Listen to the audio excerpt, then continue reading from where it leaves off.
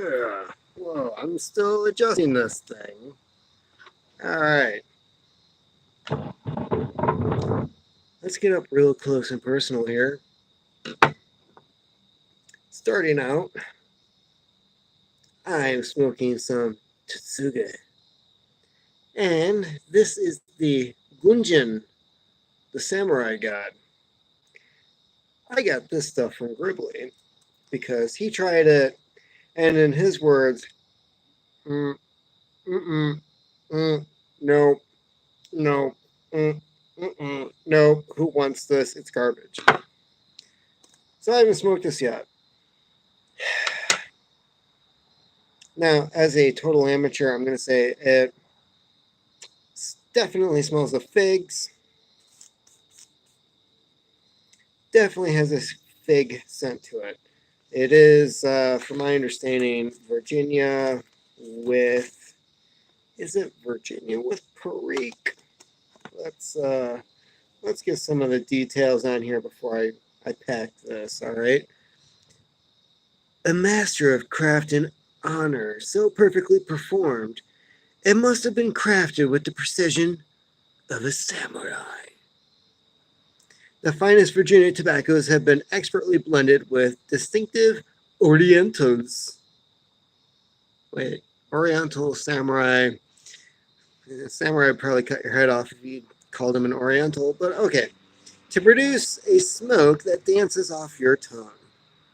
A touch of black Cavendish complements and finishes the natural sweet and aromatic blend. I'm not sure what the aromatic portion of this is supposed to be. Enjoyment, devotion, or reverence. A smoke worthy of the ritual. So you're supposed to do like a tea ceremony with this thing or what? First of all, if samurai were smoking anything, it was it's probably opium. They didn't have tobacco in Japan during that time period. Whatever little tobacco was brought in was basically for the emperor during that time period because he was the only one that was able to talk to anybody who was trading after Matthew Perry came in. But yeah, I actually know a little bit about 16th through the 18th century Japan. Tobacco was not something that they were smoking at the time. Opium was still quite an issue. You can definitely tell who the opium addicts were for that time period. And basically anything that was going to affect your nerves, whether it be alcohol, opium, even caffeine, were sort of like big no-nos. Caffeine was seen more as like a enhancement for meditation at the time. So like Soto, um, Zen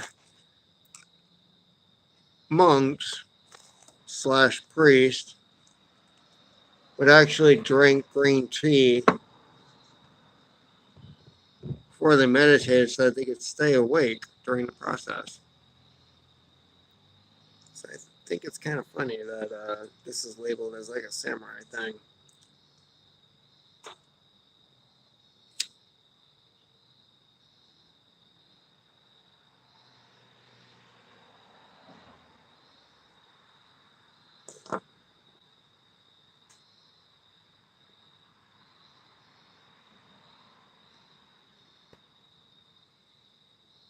Yeah.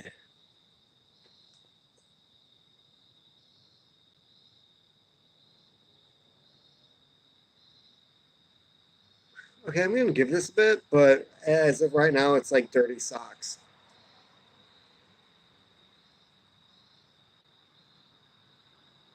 It's like I took the socks of a kid who's in high school who just finished gym class, dried them out, grind them up, and then put them in my pipe.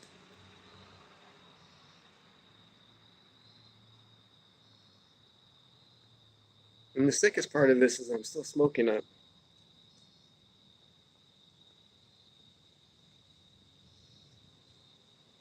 Hello, single viewer, whoever you may be. I am currently trying to smoke Tetsuge. Hey, how you doing? Kirk Maxon. Hello, Kirk Maxon. That is a very handsome name.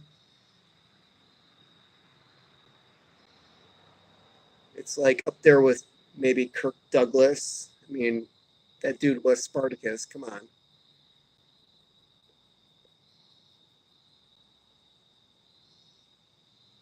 Okay, it's moving out a bit, but still, I mean, that overall first impression was not favorable.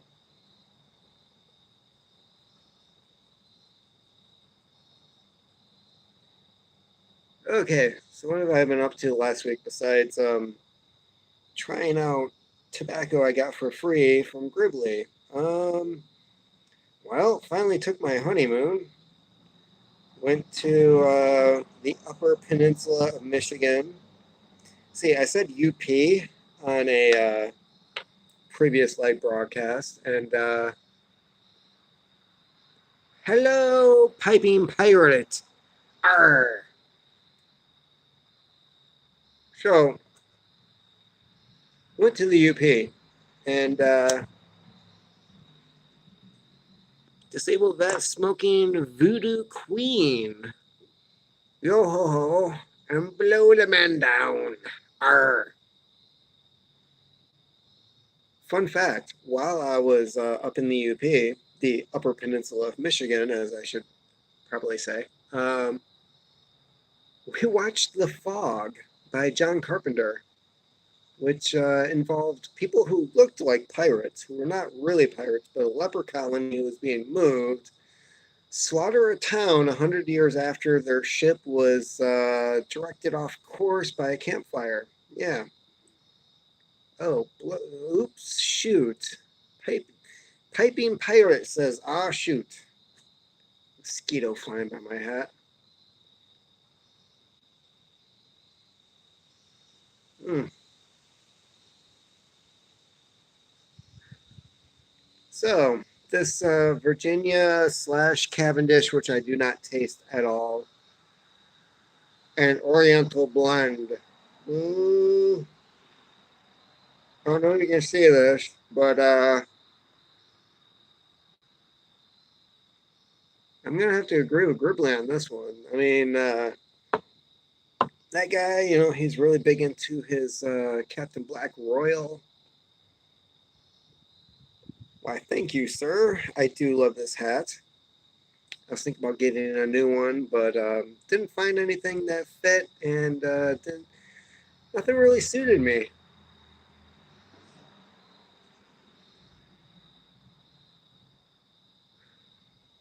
And this tobacco is not. It says it's supposed to be an aromatic. I'm not finding an aromatic quality to it.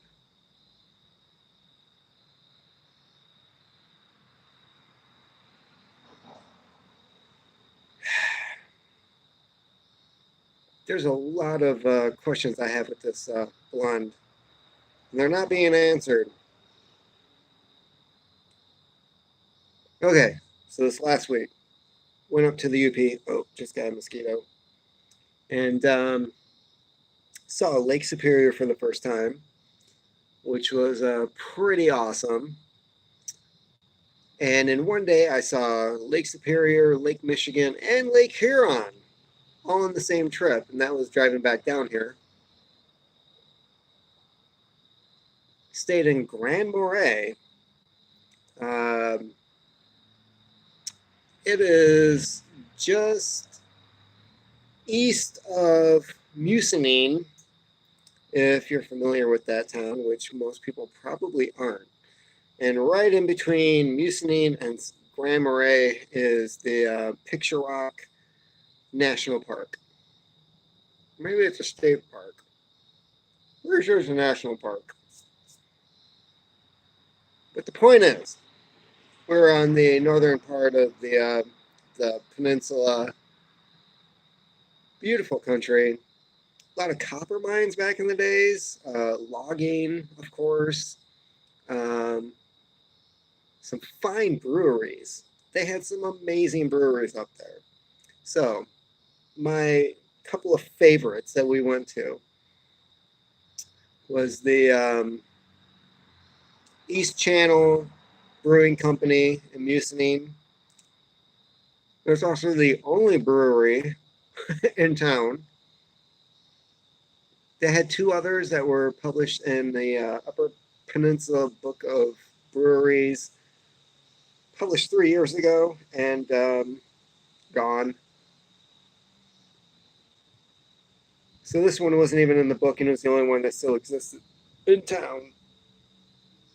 They had some really, really tasty beers. They had one that was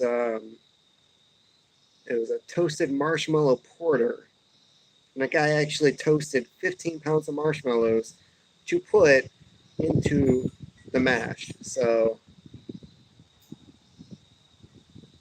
those guys are dedicated up there.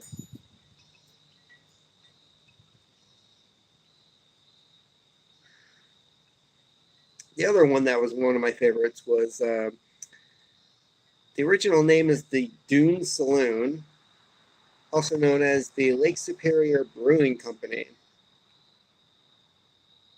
They make all their own beer.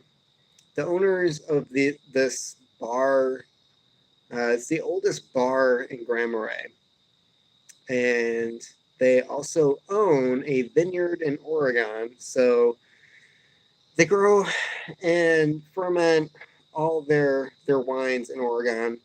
And the only place that they actually have them available is in the Dune Saloon.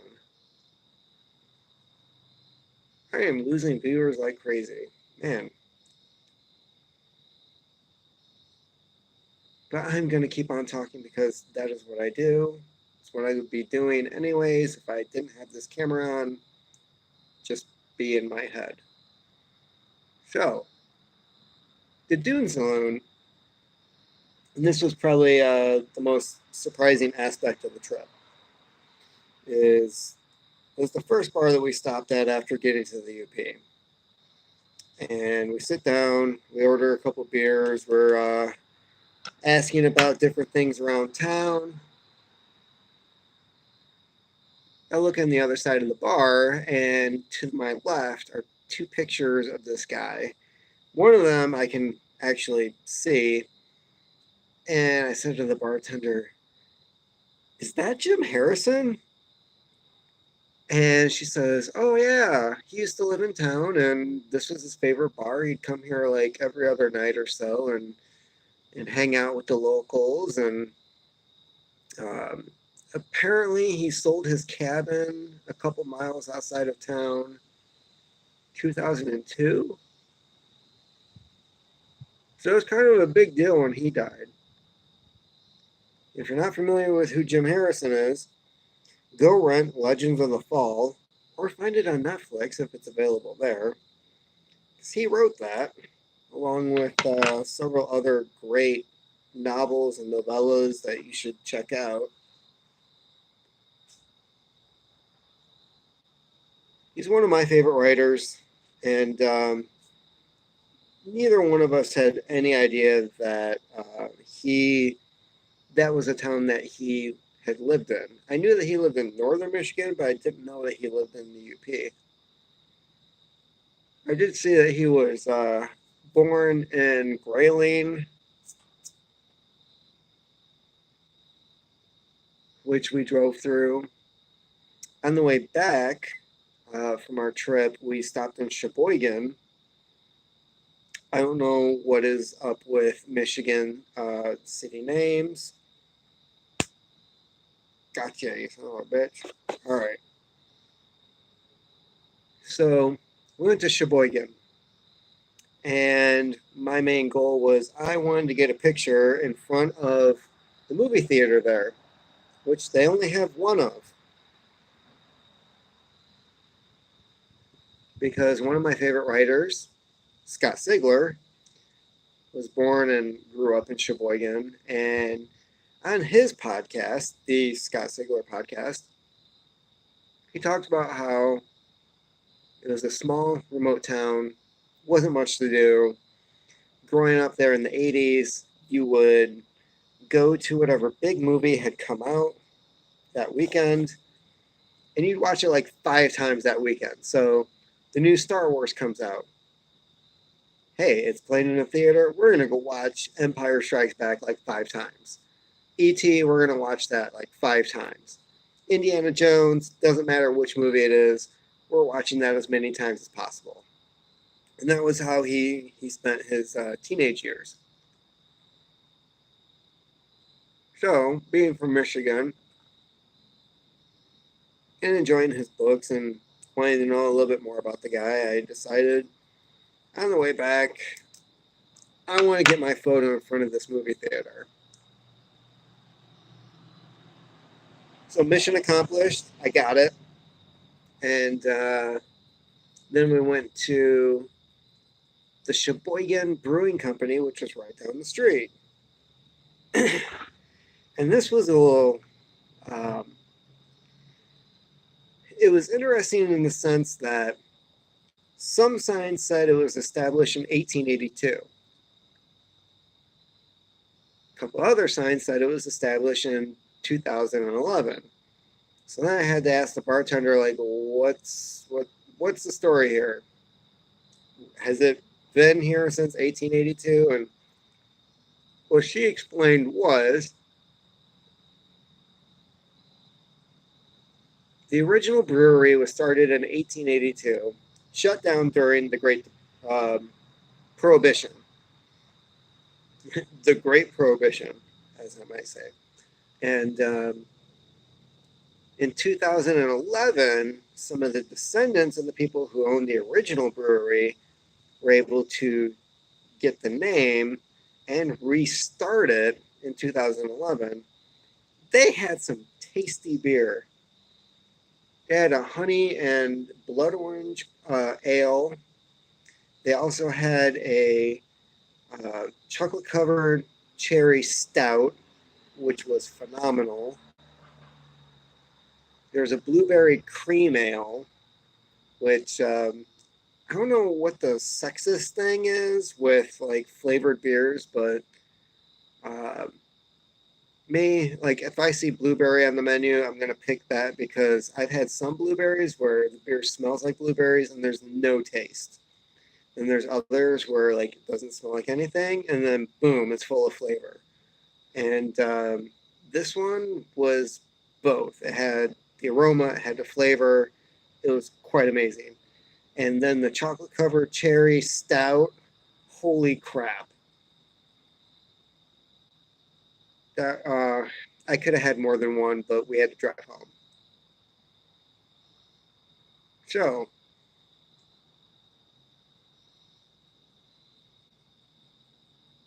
I see I now have 2 viewers. Thank you, 2 viewers. You're amazing. One of you has stuck around for this, the majority of this entire thing, and I thank you.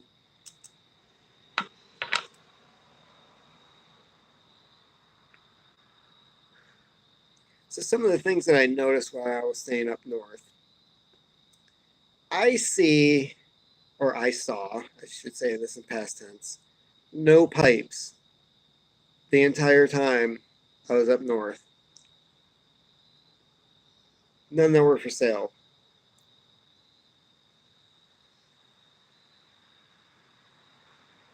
The tobaccos that I saw, the pipe tobaccos that were for sale, every store had 2, Half and Half and Prince Albert. Those are the 2 that were available north of Grand Rapids.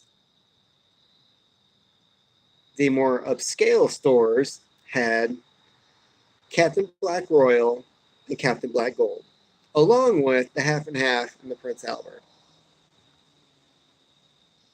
That was it. And there were no pipes on any shelves available for purchase. So if you go to northern Michigan, you have to bring yourself one of these because otherwise you can buy tobacco, but you can't smoke it. Unless you buy some rolling papers, and what's the point of that?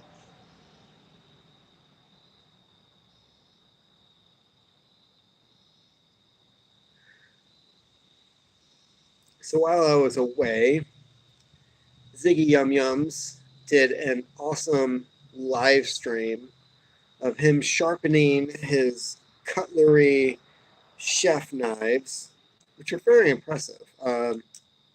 I'm very much into the culinary culture, and I was a chef for a very short time. And just seeing him being able to work the Whetstone, that was quite amazing. Never got the handle of that. So I was sad I didn't get to see that live. I was really sad I didn't get to see Gribley's live during the hurricane. Um, Antisocial hour. Kurt Manson. So I did get in for a few seconds because I was on the road and was able to say hi because we did drive up that Sunday morning. And I was glad to see that him and his kid and everybody was okay. And then he also did this other video that was talking about his prepping practice, which I 95% agree with, especially since he's got a special needs kid. So just to branch off into the whole prepping thing for a short bit, I mean, really like this.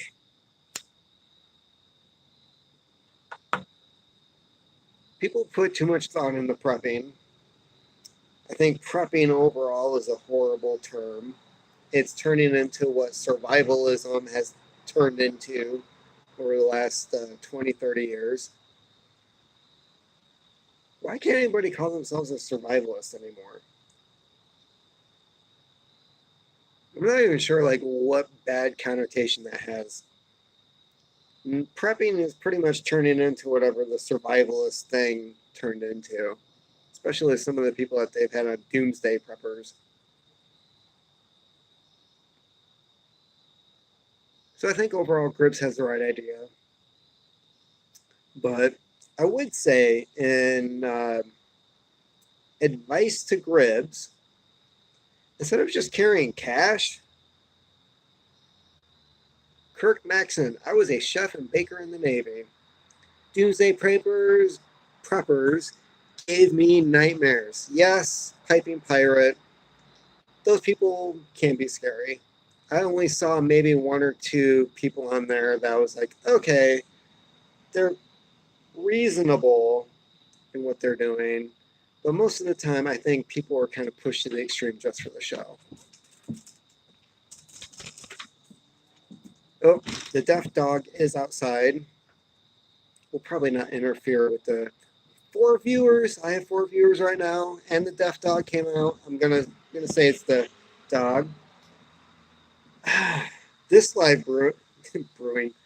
This live broadcast is brought to you by Keweenaw Brewing Company, who paid me no money to advertise their beer. Well, I'm going to drink it anyways because it's pretty freaking good. This is the Borealis Brew, and they spelled brew with a BRO with a line over it, and you can't see it because the lighting sucks. I'm sorry. We killed the 6 packs of this while we were up north. So, for those of you who have no idea what I'm smoking, Tatsuga, given to me by Gribley of Gribley's Folly. I do believe that this bowl is spent, as most Virginias tend to go the wayside very quick. very quickly. I don't know why I'm saying very quick. I'm a freaking writer and I'm saying stuff like very quickly instead of quickly. All right.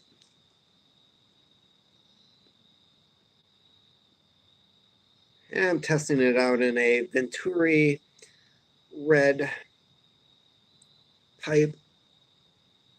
It is not a briar.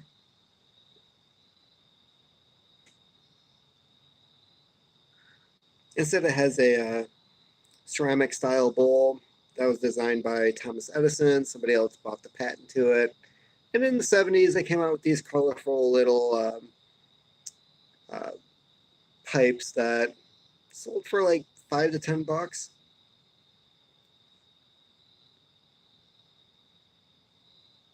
I like using them for tasting because you have to clean them out in between each one. You're not supposed to let a cake build up.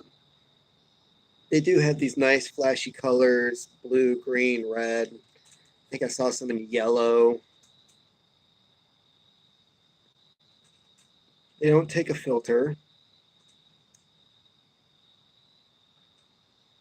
Really bad for aromatics. Like the wet aromatics, you don't want to smoke in here. So like your English, your Burleys, um, Virginias, Cavendish, if it's on the drier side.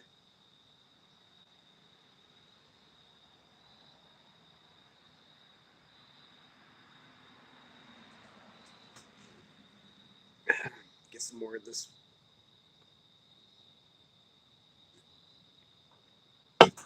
All right. So disappointing things about going up north.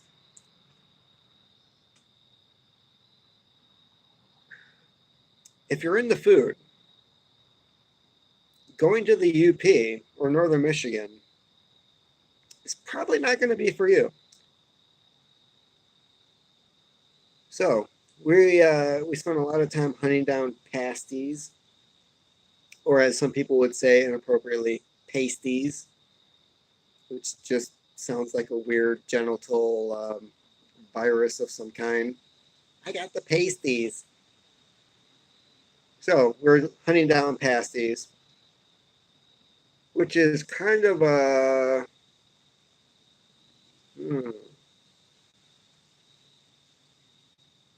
it's a man. What would you describe that as?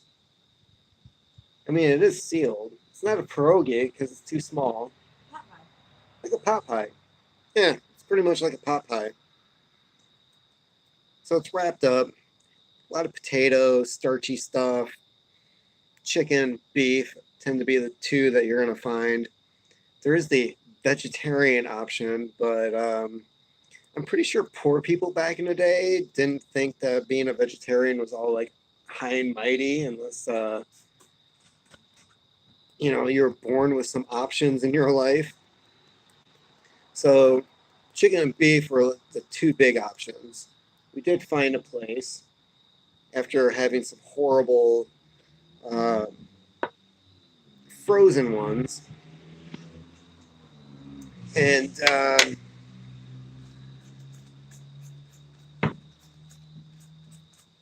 the ones that we had were, I would say, they're pretty good. Pour some gravy on them; they're delicious. It's a nice filling meal, starchy, high in calories. It's going to keep you going. A lot of the copper miners from 100 years ago, that's what they took down for lunch every day, and that's what kept them going. So, if these guys are eating the damn things and they're working 12, 16-hour days, it's a nice hearty meal. Now, the downside is that the couple places we went to, I wanted to get a nice experience of what pasties were in the UP. I found one place that was very professional. It was laid back. We were the only customers in there because every town up there is a small town. But they had them hot, they had them ready, they had them bagged up. You could just walk out with them and eat them on the streets. I mean, it's basically like a poor people's street food, right? That's what everybody's into these days. So then we were trying to find some places to have breakfast on the way out. We stopped at this one place on the shore of Lake Michigan. The parking lot was pretty full. I mean, we took like the last parking spot, and we had the little one with us. And Sarah walks in and asks if they're still serving breakfast, and the guy, um, in a very, I don't know if it was aggressive, but I mean, he was a very assertive, like, no, we're not doing breakfast anymore, as a matter of fact. So we decided, well, let's just stop here and get lunch anyway, something to eat. We're both hungry. We go inside. We have our 1 year old with us. Nobody tells us where the high chairs are. It's seat yourself. Sarah found the high chairs in a corner. Something from the 1970s was probably recalled with like lead paint or God knows what. Had to figure out how to fold the thing together. Had to figure out how to put her in it. And then the woman comes over with menus and she just like throws them on the table. Doesn't even say hi. Doesn't say, "Oh, let me help you with that." Yes, people, they have a hard time with this because, this was made in 1972 and it's been here forever. And, we live in the middle of nowhere. So sorry about that. No, it was just like, she had this look on her face of like, more customers. And I finally sat down, and Sarah looked at me and said, "I don't want to eat here." And I was like, "All right, fine. Fuck it. Let's go." So we left, got up, walked out. Nobody said a damn thing. And just kind of left it at that. So then we finally got to St. Ignace and found this place called The Truck Stop. And that's actually the name. It was The Truck Stop. And this place was straight out of like 1950s, 60s, which is actually kind of cool in a way. They had the breakfast bar going along the front. They had the booths that were lining the windows. The menu was pretty impressive. You could see the Mackinac Bridge from outside. I ended up getting the breakfast pasty, which at that time, it was like afternoon, hadn't eaten yet that day. I scarfed that thing down, zero complaints whatsoever. And yeah, it was just one of those nice hearty meals where I did not have to eat the rest of the day if I chose not to. And there was there were a few places like that, a few, very few. Most of the time, it was bitchy service, people who didn't want you there and who didn't want to be there. And um, as one friend put it, they're very laid back in the UP. And, they don't go by clocks, which, hey, that can be good or bad in its own way. I don't mind going to a place that can be like that, but if you're set up on the side of a highway and people have to make time and figure out when they're going to be back somewhere, maybe it shouldn't take an hour and a half for food to come out to the table. That's just a thought. Like the second bowl, even though the first bowl of Tetsuga Gunjin was not so good.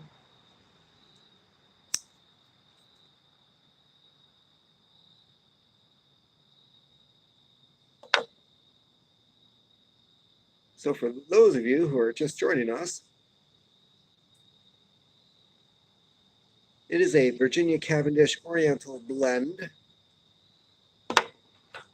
made by the Tetsuga. Well, come on. Is that the company name? Yeah, who actually makes this? Pipe tobacco blend made in USA, blah, blah, blah, blah, blah. Daughters and Ryan in North Carolina. All right. So they have a whole line of these samurai blondes. And like I said, samurai didn't smoke tobacco, so I don't know what the hell that's all about.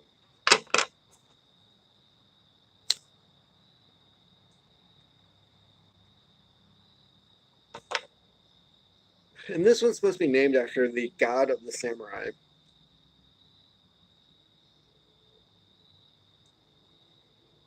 Who really would have opposed imbibing in anything that would alter your mental state?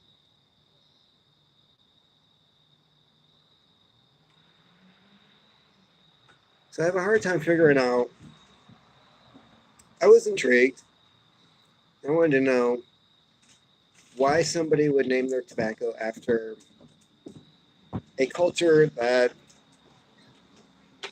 actually would have objected to using something as such.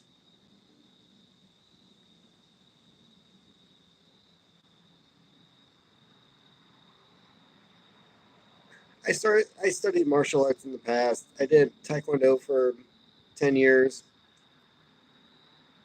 Moved on to aikido, judo, Okinawan jiu-jitsu. These days, if you say jiu-jitsu, people automatically assume it's Brazilian. And no, never studied Brazilian jiu-jitsu.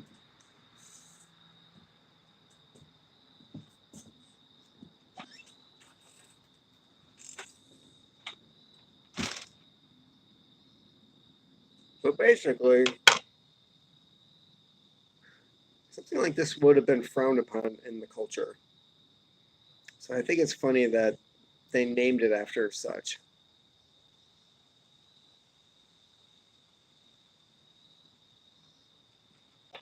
I'm confused as to like what part of this is supposed to be representative or an ode to Gungan.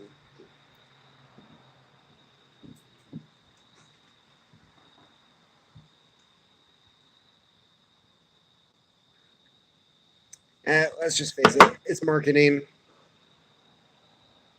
That's all it comes down to. So it's listed as an aromatic.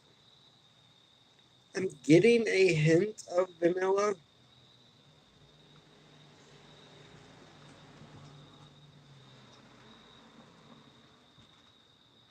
There is a little bit of tongue bite because of the Virginias in here,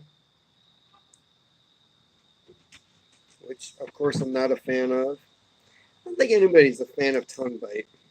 If you are, well, you're probably a fan of 50 Shades of Grey too.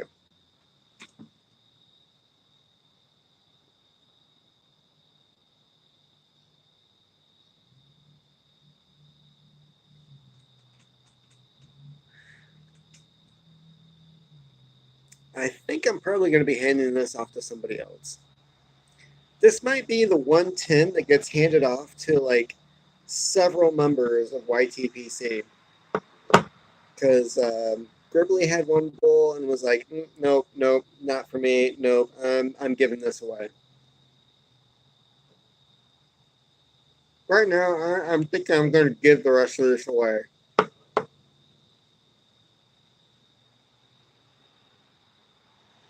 It reminds me of a less intriguing blend of Lane's Anniversary blend,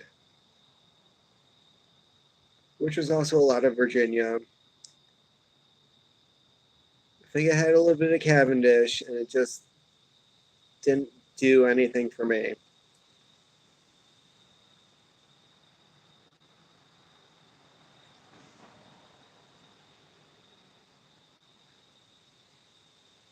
So other things I missed out on this week.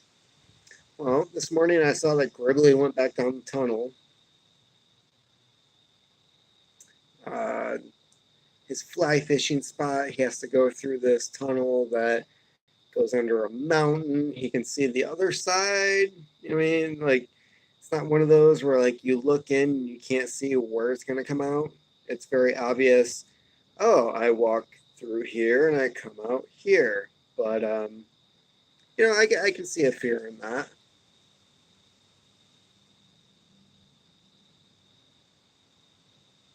So he had his Stephen King's It moment.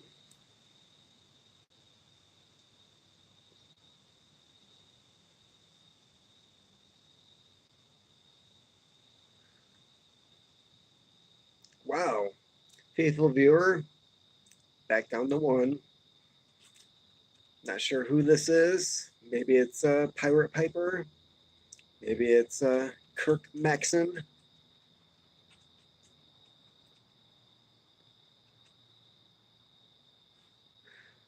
40 minutes into this, somebody's sticking around with me as I have to wash this down with something that tastes good.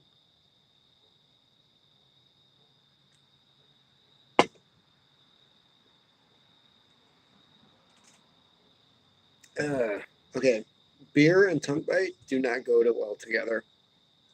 I can tell you that.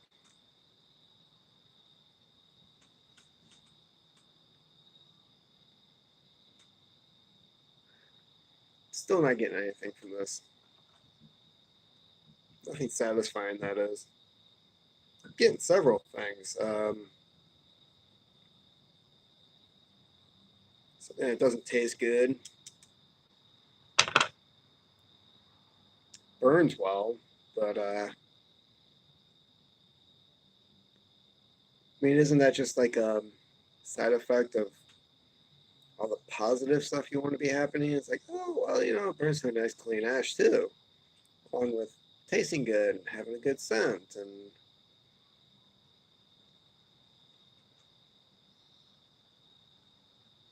that's like the only upside I have on this. Burns to a nice fine ash.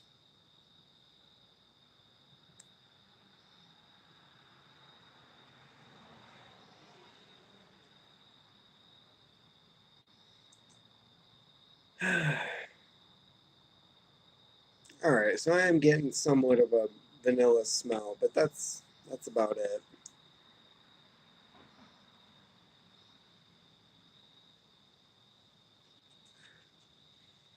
So we also stopped in Traverse City, which I have heard about for years. Everyone's like, you have to go to Traverse City.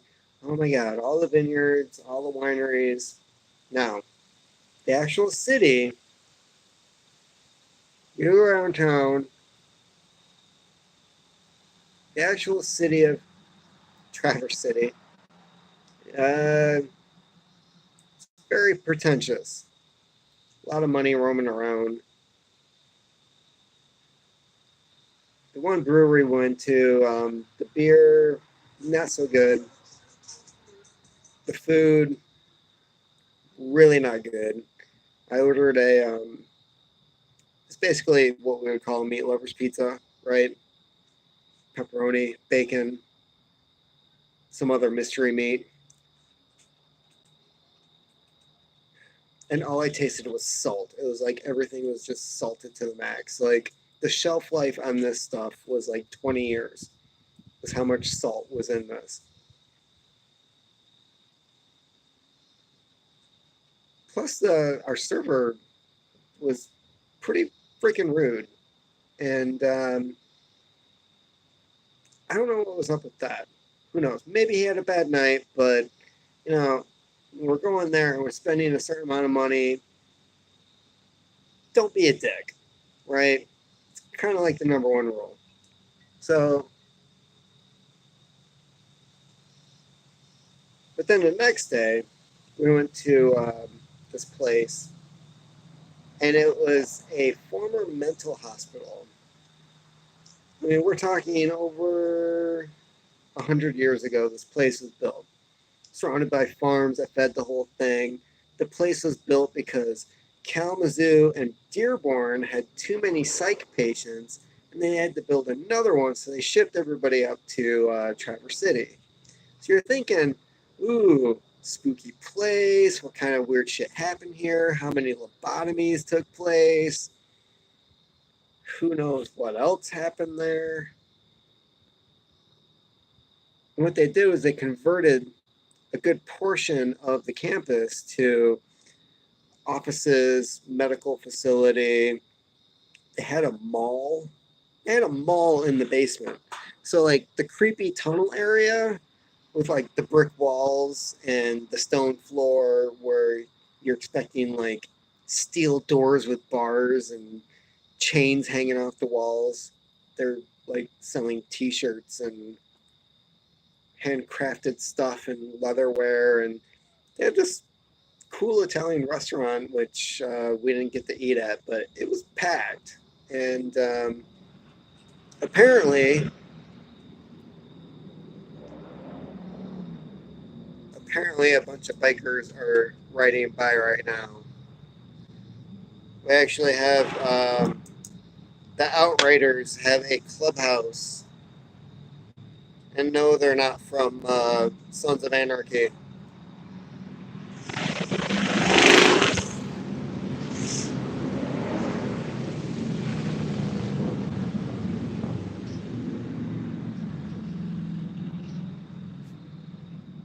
Oh, now that's over. So we went to this place. They had a really cool brewery, Earth and Ales, um, brand new. I guess it was still under construction, but they're still open. They had some pretty amazing beer there. There's also Left Foot Charlie Winery, which had some really amazing wine. They also did ciders, which I know Derek Tant is a fan of the ciders. One that we found that was really, really good was Cinnamon Girl. You know, hashtag Neil Young. So Cinnamon Girl was really good. Um, they also turned their ciders into mixed drinks, which we went there for breakfast. Yes, we had a liquid breakfast, and those were really good. Just some phenomenal stuff that was happening over there. Coffee shop sucked. It was not going to say the name of the coffee shop because I don't remember it. I don't want to get sued because it's very politically correct. $15 for a bag of coffee? Come on. And the coffee wasn't that good.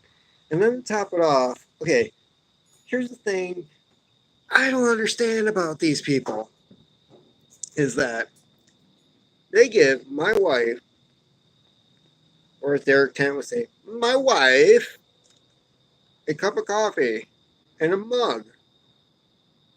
And they only use recycled mugs, meaning the shit that you would buy at Goodwill is donated to them. And then they pour you coffee in that mug with a straw, no lid, and you have to leave there, walk out with said mug, and try to drink it. So the thing that got me was the straw. There's several states now that outlawed plastic straws. These are supposed to be the politically, environmentally safe, open-minded people that are like, we're saving the planet.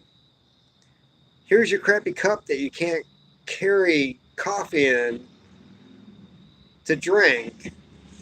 And then, oh, thank you. East Channel Brewing Company. Yeah. I mean, A. And then here is Cinnamon Girl from Left Foot Charlie. 6.2% alcohol by volume. And as the wife said, so good. Definitely a place to check out if you're ever in the area. That was the coolest thing about Traverse City. Um, you know, growing up in Michigan all my life, and for the most part, I'm not a fan of the lakes. I don't know if that makes me some type of weird abnormality. Who knows? Lake Superior was pretty cool though.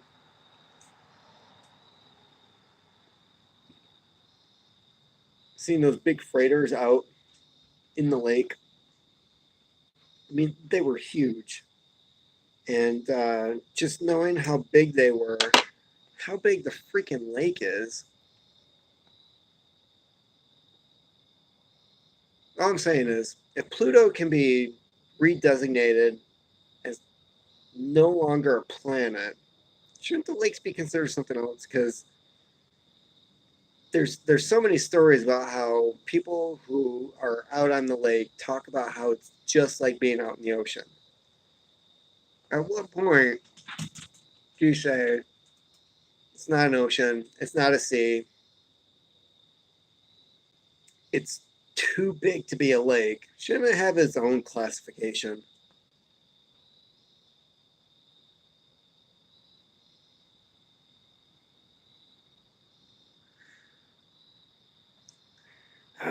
So what all did I cover here? Oh, going back to Grand Marais. So we did try to um, go to Jim Harrison's old cabin. We got about 100 yards on the two-track trail leading to it, and then there was a sign posted, no trespassing, and I didn't want to be rude. I mean, he sold the place back in 2002. It's still known as Jim Harrison's old residence. Come on now. It's like a few people have bought it since then. It's right on Lake Superior. It's got 40 acres of land. I mean, it's not just because of being his house that people buy it.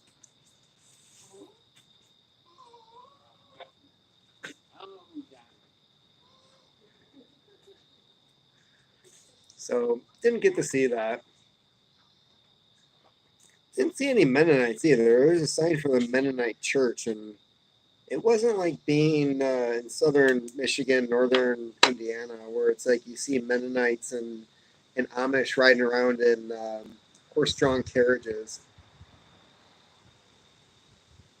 That was kind of weird. I'm thinking maybe we just went the wrong time of year. Like, it is fall. Everybody's probably busy with the harvest. Trees are already changing up there.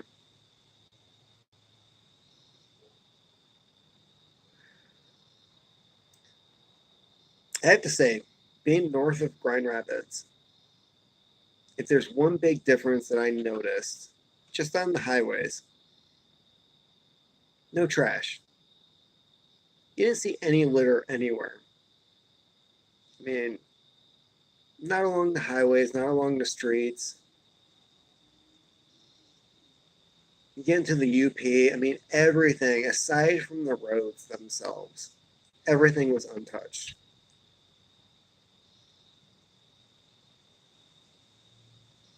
The air was clean. You heard coyotes in the middle of the night, packs of coyotes. You saw deer roaming around in people's yards. Didn't see anything cool like moose or elk, but those are hard to hunt anyways, let alone to see.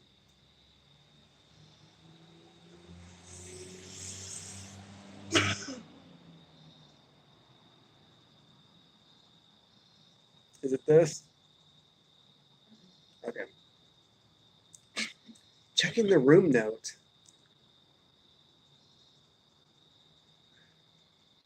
So overall, it was a good trip. Just like anything, there's going to be good. There's going to be bad. Slept better than I have in a long, long time.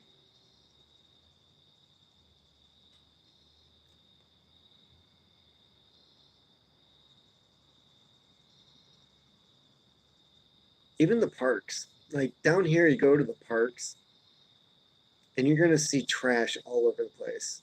Like where I usually go fishing, Asylum Lake, there's beer bottles thrown out, cigar- empty packs of cigarettes, candy wrappers. all kinds of shit that people just leave behind and they don't give a shit. Up there, I think I might have seen like one beer can underneath some stairs that were left. Occasional cigarette butt here or there. But for the most part, I feel like up there they definitely have more respect for what they have, what they actually appreciate what is around them.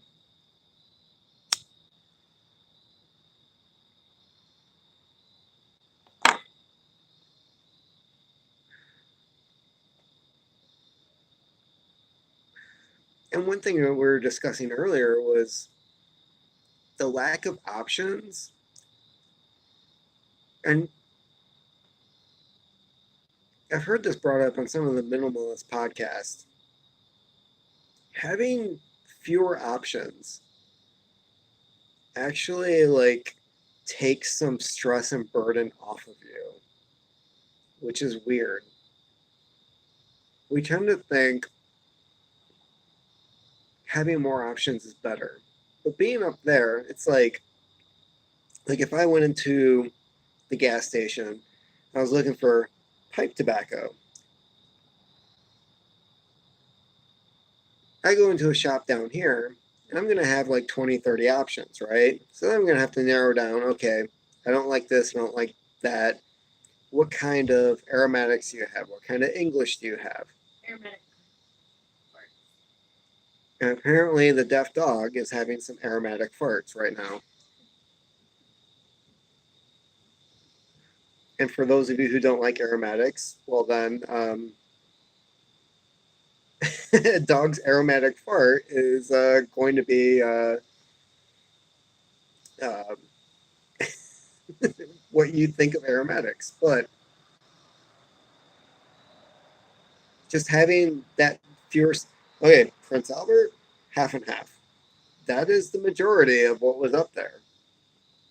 I would have to go with half and half. I'm not opposed to half and half. If I for some reason moved up north and I had to tell myself this is what I'm going to be stuck with, I could probably live my life, the rest of my life, pretty content with just half and half.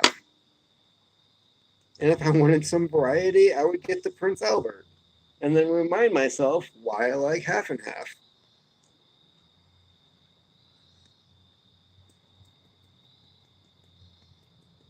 The other thing I noticed was living down here, there's an attitude of people who they want things now.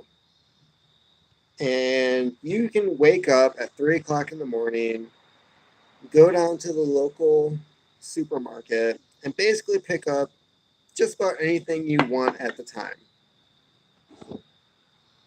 And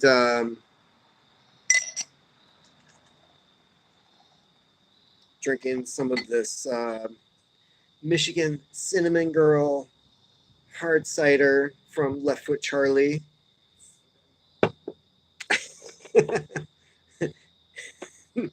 Hashtag so good. And up there, if you go to the supermarket, it's about a 3 hour ordeal. So, like from Sam Marais, from Grand Marais, where we were staying, the nearest Target store was like a 4 hour adventure, 2 hours there, 2 hours back. You have to plan. You have to go there saying, I have X amount of dollars. This is what I'm going to get. Here's my list of things. You really don't have the option of shopping around and going, ooh, I want this or I want that. It's literally take the cart, grab your stuff, fill it, leave, and then drive 2 hours back where you live. Whereas here, it's a totally different situation. And that was pretty much how I lived my life up until a couple years ago.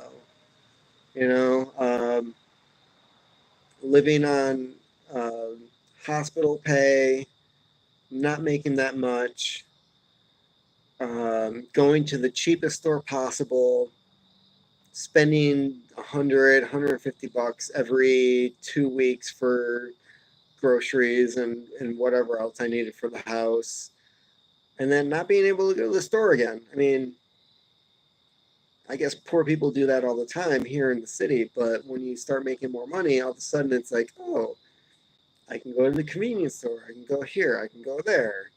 Um, let's pick up some of this. Up there, it's a different attitude of it's not an option. So I'm wondering, does that actually take some stress off of people? For if it's not an option, you don't even think about it. So I think it's just a different way of living. It's really laid back. And who knows, maybe that explains the way some of the diners and places that we went to, how they operated. There was the one place we went to, which it looked really cool outside. It was pretty cool inside. They had a fireplace, stone fireplace in the middle of the building, table set up around it. They had a gift shop upstairs. But then, it takes like 20, 30 minutes to order your food. The person sitting across from you gets their food. You wait 15, 20 minutes to get your food while they're eating theirs. And when you ask, what's going on? And it's like, oh, the cook, he wanted to make a bunch of these and decided he was going to make some of that later. And that's how it is. So I've been to other places like that. I've been to Santa Fe, where they just have signs on the door that are like, open at 11-ish. And maybe the person shows up at their shop at like 12:30 in the afternoon. They'll put up signs that are like out for lunch, and it'll say like 30 minutes plus or minus. I mean, it's just laid back. I'm not part of that culture, so maybe it was irritating for me and it's not for them. Who knows? I don't think I finished this other beer yet. For whoever else is viewing, Keweenaw Brewing Company, Borealis Brew. Really nice beer.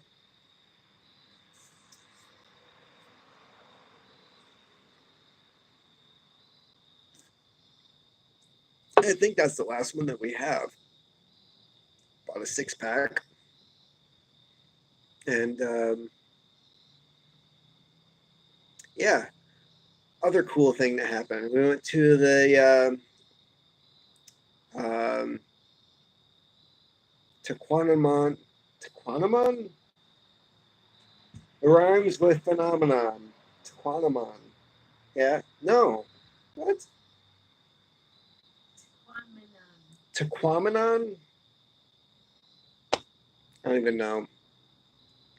So, went to Tequamanon Falls. All right. National Park, State Park, whatever. State Park. And they actually had a brewery on site, which I had never heard of. I didn't know this was a thing. It's like on state land, and here they have their own brewery. Really cool restaurant. They also had stone fireplaces on the inside, which weren't doing anything at the time. Bear furs and wolf furs and stuff hanging on the walls. Decent food. I mean, maybe we just didn't get what they are really known for, but the beer was pretty good.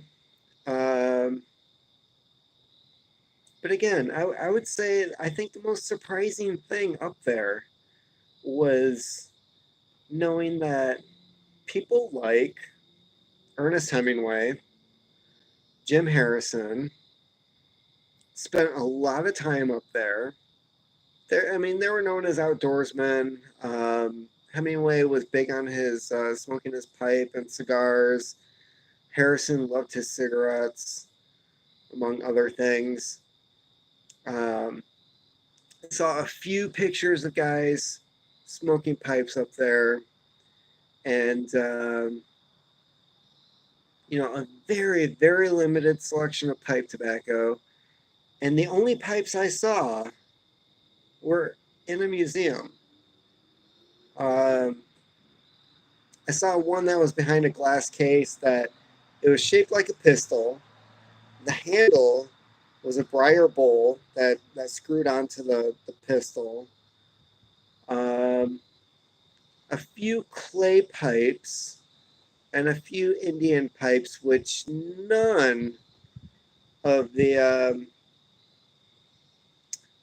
gift shops, souvenir shops sold any. I didn't see a single freaking pipe up there, and I thought that was I don't know, I kind of felt like some of the culture was lost up there in that way.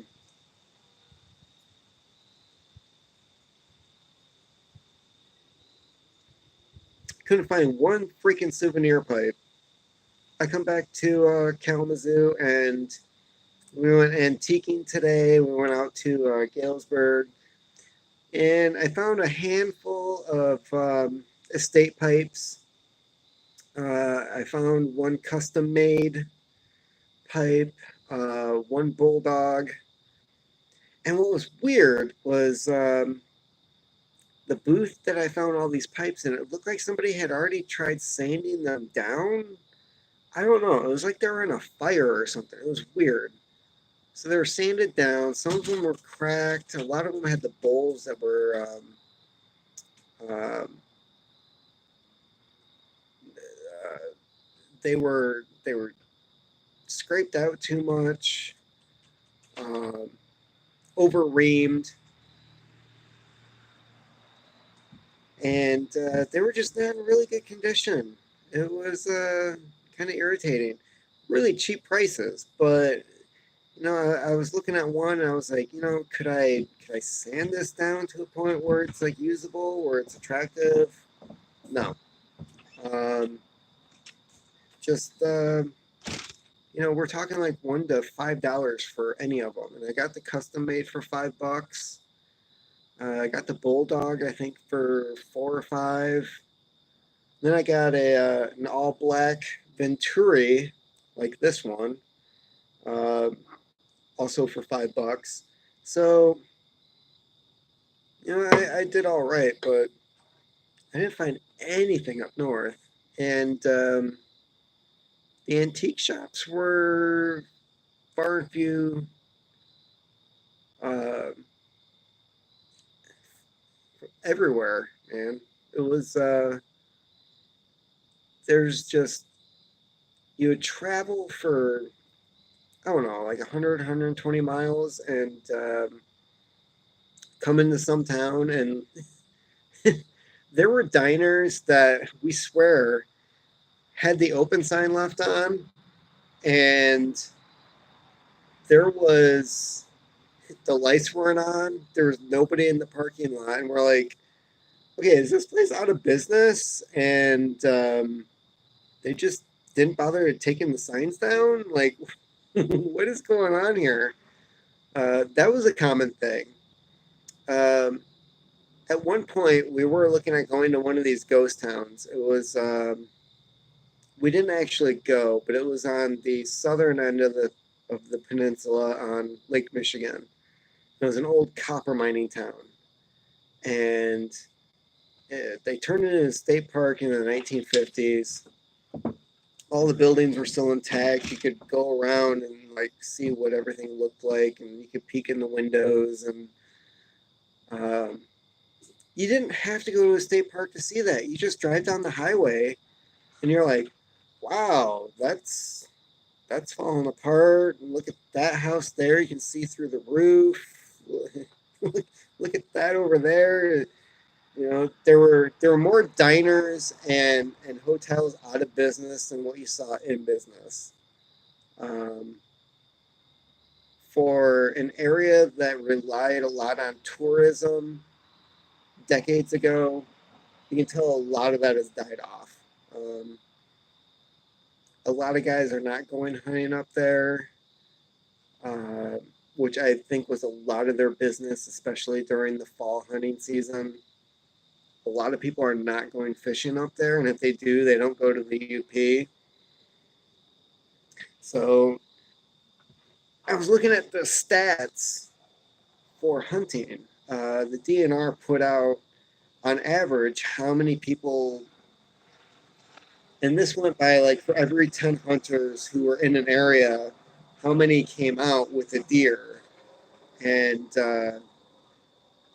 where I live is actually like really good hunting area. And I remember growing up in the 80s, everybody would travel up north. Like if you went up north, it was almost guaranteed you were coming back with a buck. Um, these days, the best hunting options are in Southwest Michigan, which I think is really odd. The deer population is really high up here. And I don't know if those stats are just bad because whoever goes up north, like they're not familiar with it, they don't know the terrain, they don't know like how the deer are moving or where to find them if they're not getting like local guides to help them to areas where the deer are really concentrated. I have no idea, but yeah, it just seems like everything's kind of slowly dying up in the UP. So, all right, this has been over an hour. I hope those of you who have stuck around that this was entertaining. No, I'm not dead, and I'm gonna finish the last of this cinnamon girl apple cider and call it a night. So I hope those of you who are out there still are enjoying the rest of your evening as well. And in the meantime, take care of yourselves and keep on typing.